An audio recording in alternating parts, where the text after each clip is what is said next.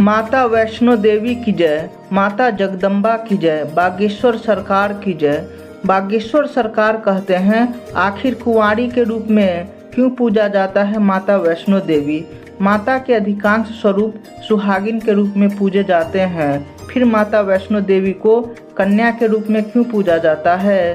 त्रिकुट पर्वत पर माता वैष्णो देवी का जागृत धाम है। माता वैष्णो देवी के भक्त दुनिया भर से वैष्णो देवी की यात्रा पर आते हैं और मनोकामना पूर्ण कर ले जाते हैं। भक्तों, माता वैष्णो देवी को सिंदूर चढ़ता है, नारियल चढ़ता है तथा सुहागिन महिला को सुहाग का आशीर्वाद मिलता है। लेकिन फिर भी माता वैष्णो देवी को कुंवारी के रूप में पूजा जाता है। इसके पीछे एक पौराणिक कथा है। पौराणिक कथा के अनुसार त्रेता युग में दक्षिण भारत के रामेश्वर तट पर एक सुंदर गांव था। रत्नाकर पंडित यहाँ रहते थे। रत्नाकर पंडित भगवान शिव और माँ जगदम्बा के परम भक्त थे।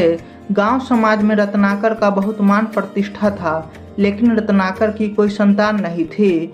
इस कारण रत्नाकर की पत्नी भगवती की पूजा अर्चना कई वर्षों से कर रही थी। एक दिन माँ भगवती ने रत्नाकर के पत्नी के सपने में आकर कही कि मैं तुम्हारे गर्भ से जल्द ही जन्म लूंगी। मैं स्वयं महासरस्वती, महालक्ष्मी और महाकाली का आशीर्वाद हूँ। मैं तुम्हारे घर आऊंगी, पर मेरी एक शर्त है। मैं जो भी कुछ करना चाहूंगी तुम रोकोगे नहीं। एक दिन नियमित समय पर उस दिव्य कन्या का जन्म हुआ। रत्नाकर को पता चल गया कि उस कन्या का जन्म धर्म की रक्षा के लिए हुआ है। रत्नाकर ने अपनी पुत्री का नाम त्रिकुटा रखा। त्रिकुटा बचपन से ही भगवान श्री राम की परम भक्त थी। उन्होंने मन ही मन भगवान श्री राम को अपने पति के रूप में मान लिया था और अपने पिता से बोली, अगर मेरा विवाह भगवान श्री राम से नहीं हुआ तो मैं आजीवन अविवाहित रहूंगी। श्री राम को पति रूप में पाने के लिए त्रिकुटा रामेश्वर के तट पर कठोर तपस्या करने लगी।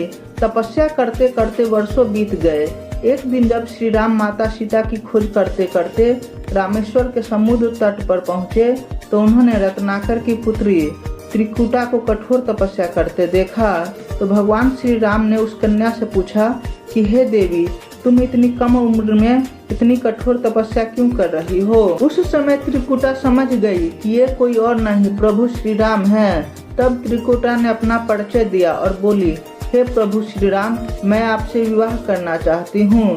प्रभु ने बोला कि मैं पहले से ही शादीशुदा हूँ और अपनी पत्नी को खोजते खोजते यहाँ तक पहुँचा हूँ। अब मैं दूसरा विवाह नहीं कर सकता। लेकिन देवी त्रिकुटा ने कही, हे प्रभु, मेरा तप साधना व्यर्थ हो जाएगा। मैं आपको पति के रूप में नहीं पा सकती।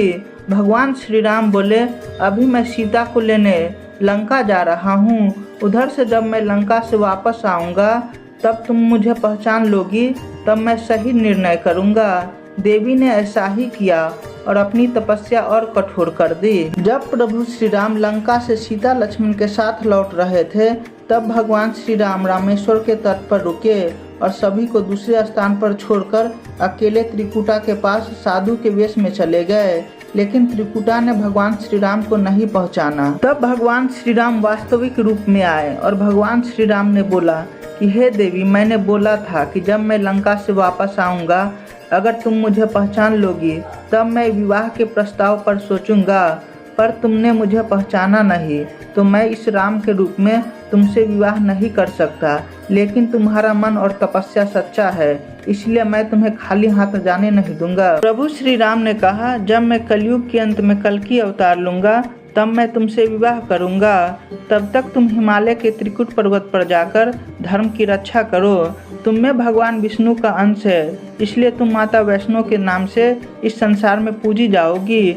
जो भी भक्त सच्चे मन से तुम्हारे दर्शन करेंगे तुम उसकी हर मनोकामना पूर्ण करोगी। भगवान श्री राम यह वरदान देकर चले गए। तब से देवी त्रिकुटा माता वैष्णो देवी के रूप में पूजे जाने लगी और देवी त्रिकुटा भगवान के 10वें अवतार कल्कि की प्रतीक्षा कटरा में स्थित वैष्णो देवी के रूप में कर रही है। इसलिए माता कुंवारी के रूप में पूजी जाती है। अगर यह वीडियो पसंद आए तो प्लीज़ वीडियो को लाइक, शेयर और चैनल को सब्सक्राइब कर दे। धन्यवाद।